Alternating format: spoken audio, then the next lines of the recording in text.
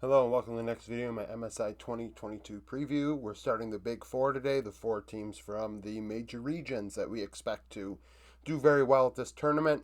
I have G2 fourth. It's a hot take. I'm sure a lot of people are going to be upset about it. G2 fans are going to be like, why is EG ahead of G2? And I'm not really, I don't want to get into that today if I'm going to cover EG tomorrow. So, we're covering G2 today, and I guess I'm going to give you a little bit of why I feel that they are fourth. Subscribe to the channel if you want daily league content. I've covered all the smaller regions so far, all the minor region teams. I have previews up about, and I'm also doing other videos as well. So, G2, I have fourth. Their coach, Dylan Falco, he went to 3 international events in the past with Fnatic and Caps, going 28 and 22 in that time. So he is solid when it comes to international play. He just hasn't been there for a while. Now, yesterday I went over why I had Broken Blade fourth over Impact. If you watched my video earlier today about news and notes, at the end I went over that I may be doing a video either today or tomorrow comparing Broken Blade and Impact when they went against each other in the LCS last year, and kind of just looking at how those matchups went. And I'm not going to say Broken Blade isn't better than Impact when he's at his best, because I think Broken Blade can play like at an 8.5 out of 10 on his best day, and Impact only gives you a 7.5 to a 7 every single game. But I will say there were games this year where it felt like Broken Blade lacked a little bit of oomph. And down the stretch, I feel like, people are like, oh, well, Broken Blade solo killed somebody every series in the LEC, and it's like, okay, well, I feel like Caps really hard carried G2 for at least the final weekend, and I think that's a big deal. I give that more credence than what Broken Blade was doing in top lane. So Broken Blade BB, it's been to one international event, the 06 with TSM 2 years back in 2020. He struggled at that tournament big time. My KDA numbers are different than what you'll see listed on Leaguepedia. I consider assists worth half as much as kills on here, and I've done that throughout the entire process of this preview, the MSI previews. So if you look back, you might see players having 2 KDAs or whatever, and that's because I consider assists half as much as kills. So the more important number though, CS per minute, 7.15. He struggled big time internationally in this event. It is what it is.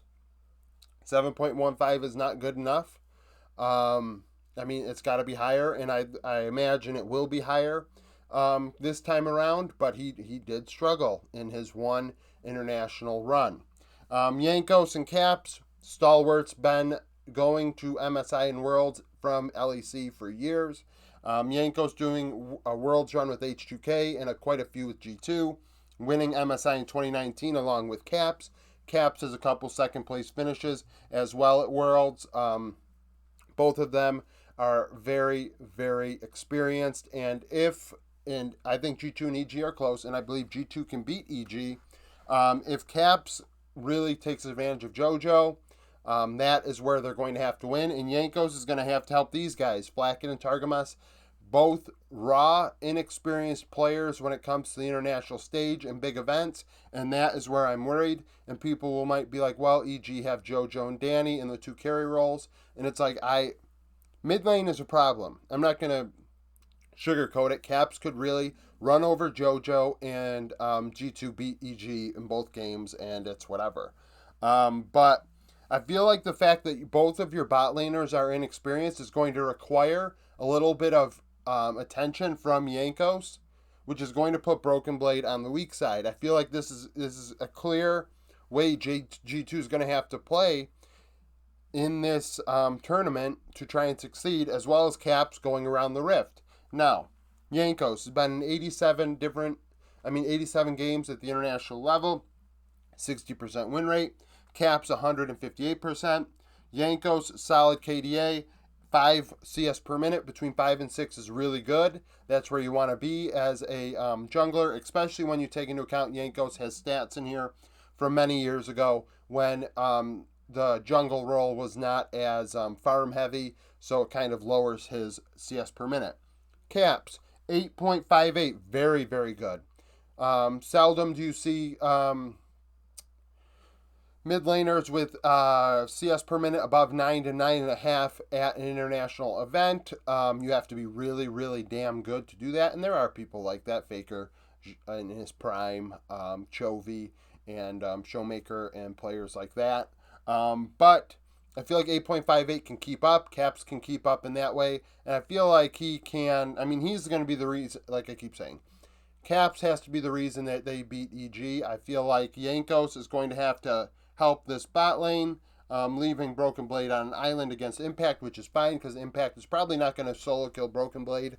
That makes a lot of sense, actually, in my opinion. I don't think Impact is going to like make a crazy play in the top lane to affect that. However, I do want to see if Broken Blade can pull out the Malphite, a Scion, and things like that, because sure, he played some Ornn games, but Ornn might become high prio in this series, and he might get banned as a result, because Impact plays Ornn as well. Impact plays anything. I feel like that's kind of the deal with G2 going into this event. I really do think it all hinges on how they can help these two perform, because that's the hole. That's the hole that has to be filled on this team if they want to beat EG. And heck, maybe Flackett takes the tournament by storm. Him and Targamas just run the table, and we're all like, wow, they really did it. And it's feasible. But you can't just say that and not say, well, JoJo and Danny could do the damn same thing, because they haven't been to an international event either. And both of these teams were hot as hell going down the stretch. So, like, people are like, oh, well, G2 is 12-0. Why are they fourth? Well, EG was 11-1, 11-0. I mean, both teams are hot, and they're battling for third, fourth, again, because, I mean, we know RNG and T1 are in the top two. So it's going to be, I mean, it's going to be a nice group stage. We're going to really get a good idea of what G2 and EG are like. However, I will say also, both of these teams struggled in best of ones this past split. They got hot in the playoffs when it was series, best of fives. So I feel like people might prematurely determine how the G2 versus EG matchup goes in best of ones and be like, oh, wow, look, X team is better than this team. And it's like, well, we all know that these teams struggled during the spring split in best of ones. So, I mean, it would just be really ignorant to even try and assume that. So, that's kind of my opinion on G2 going into this event. Thank you for watching. If you've got this far, subscribe to the channel for daily content. Like the video if you like it. Comment down below with your opinions on G2. How do you think that they get Flackett and Targamas through laning phase? Do you think that they'll have a problem in laning phase in general in this tournament? Earlier today, I did my news and notes video. I covered Astralis, Dignitas, and Immortals, three teams that had official news out there. I didn't cover C9, TSM, or Mad Lions yet because those moves are not official.